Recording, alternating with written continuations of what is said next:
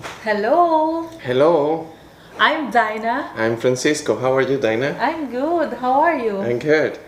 And this is Double of espresso. Double Espresso. Yeah.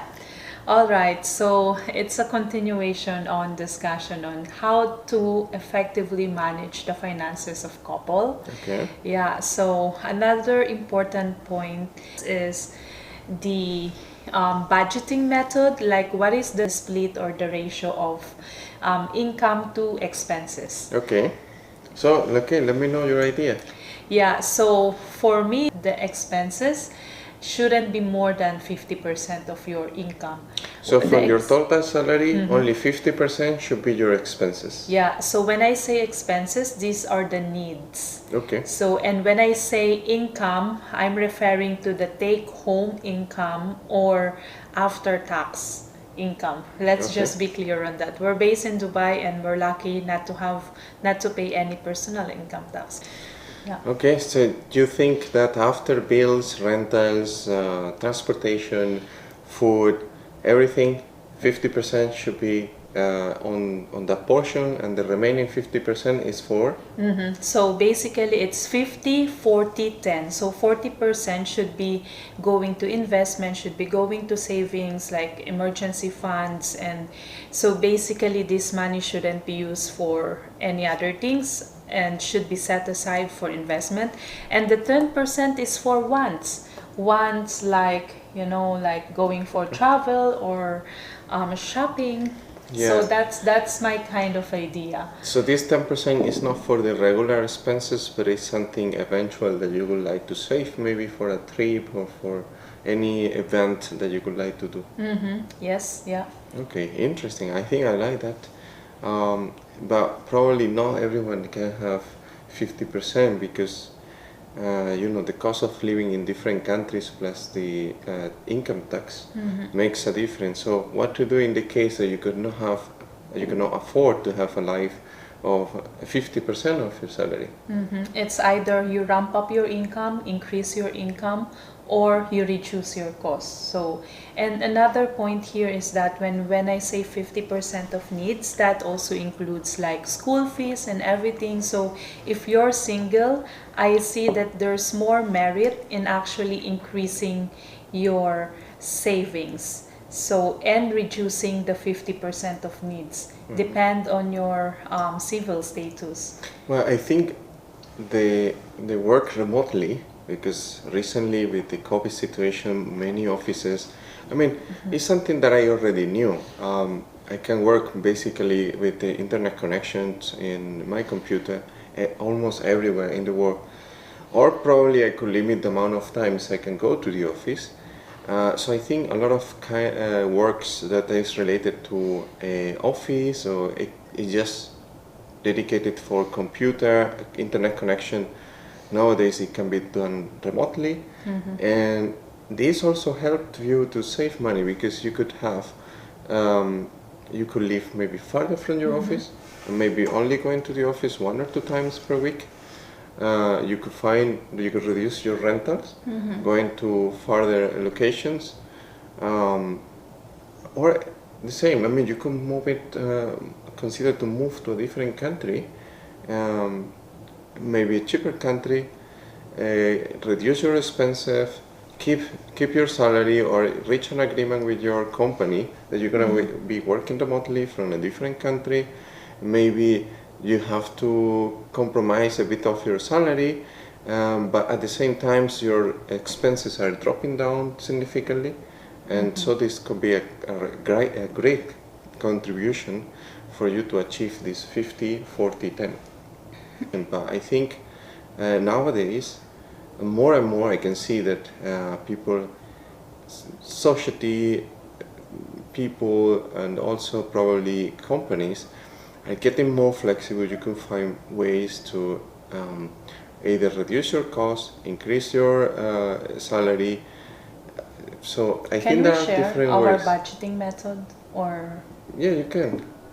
basically 15% is for expenses, and then 85% is actually for investment. The way we do it is that we set aside first the investments, which is 85%, and then the 15% that goes to the needs, and then also for wants.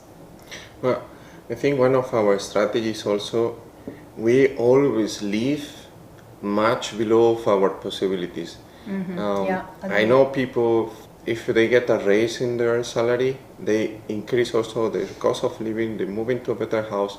I mean, your aim should be moving to a better house, having better car if you want.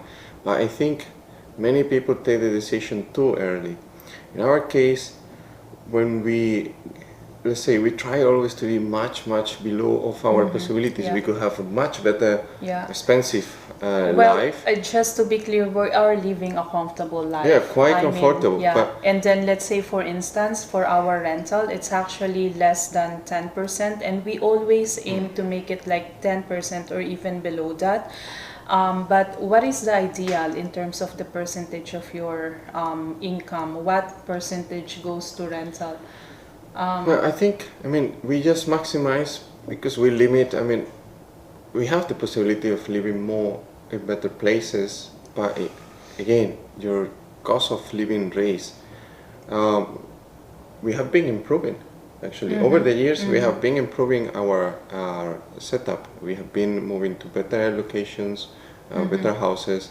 But The we thing still is- limit at that percentage. Yeah, the thing is that we limit ourselves and we do this move slowly. We never take a fast decision in this case, and we always wait to have our salary increase or our position has changed for better, or we have moved to another company and improve our economical situation, and then is after that, and not even immediately, after a few months savings, we have considered to raise our standard livings. So I think the 10% is great. I mean, if you can achieve that your rental, it can Yeah. be goes to a 10%.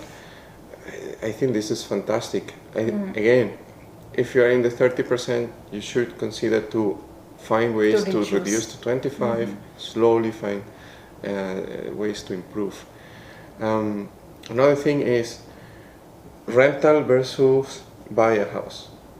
Because many Yeah. people could consider if you rent a house, it's like giving your money to someone else.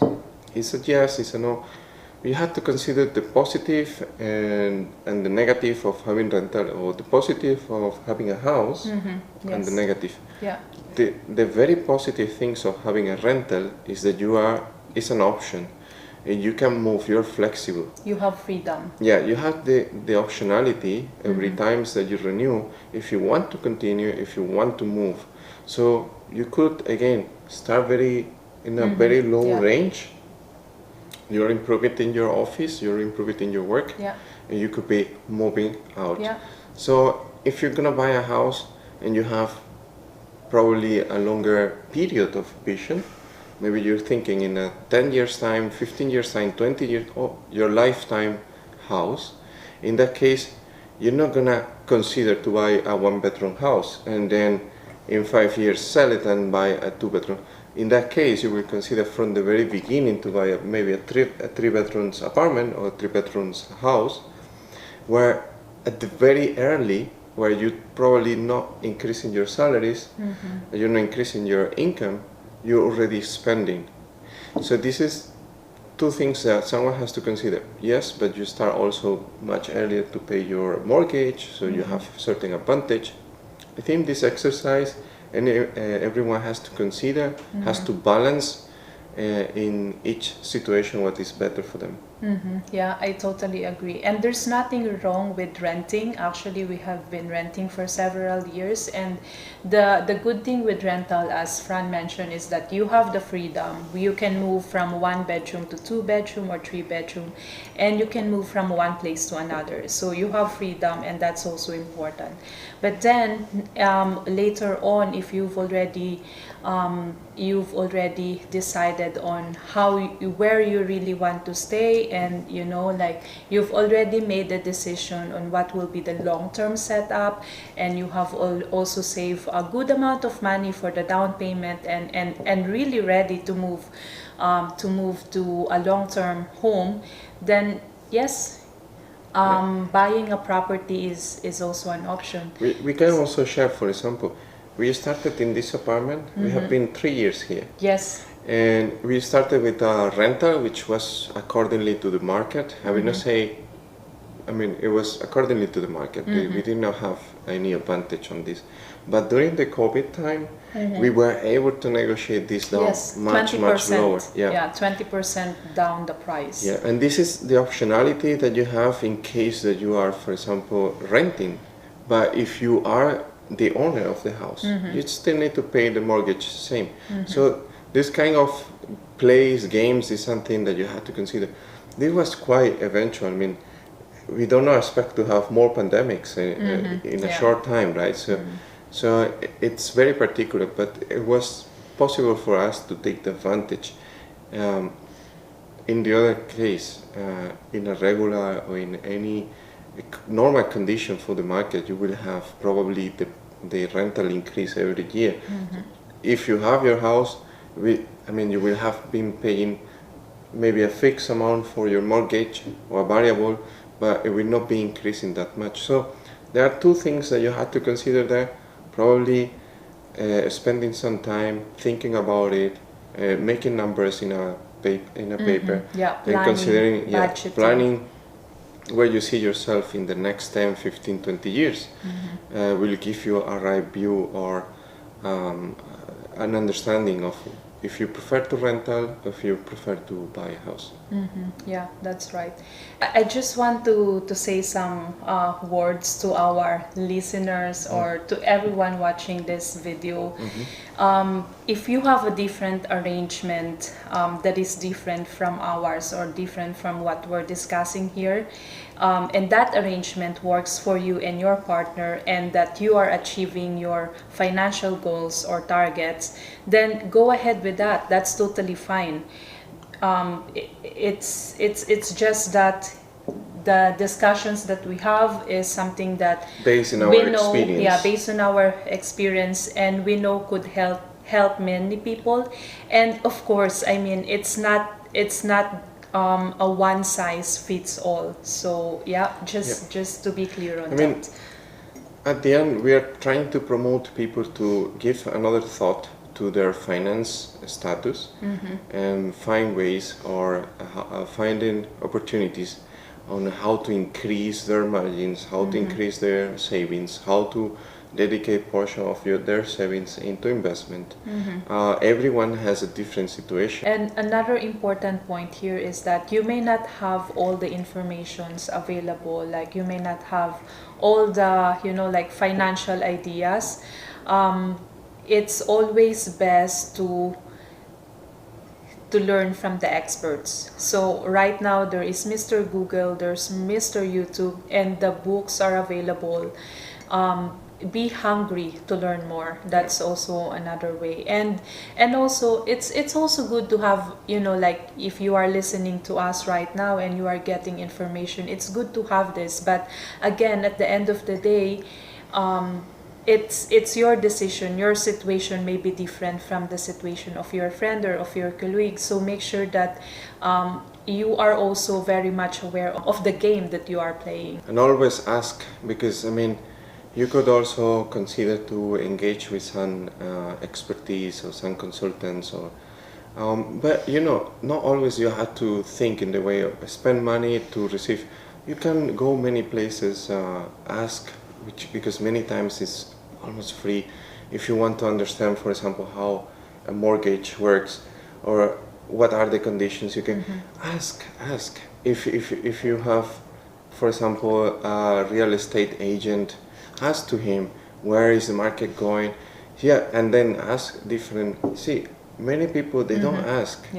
Yeah, go out, ask questions, Yeah. question everything. There are Don't so be many shy. options. Don't Yeah. be shy. Because even for me and my husband, we ask a lot. Like, Yeah. we have friends who is a real estate agent. We ask him, like, we bombarded him with a lot of questions when we were deciding to purchase a property. We ask a lot of questions. We have friends who are into finance, and even I am in finance. I ask questions. My husband asks questions. So don't be shy. Again, be hungry to learn more. Yeah. Try to gather as much information as you can. Question everything. Try to understand. Don't stop until you understand it clear.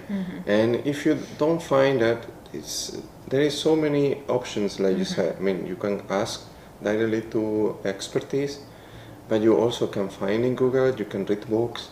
Those Yeah. doesn't cost anything. It doesn't cost much, and you will get a lot of information there.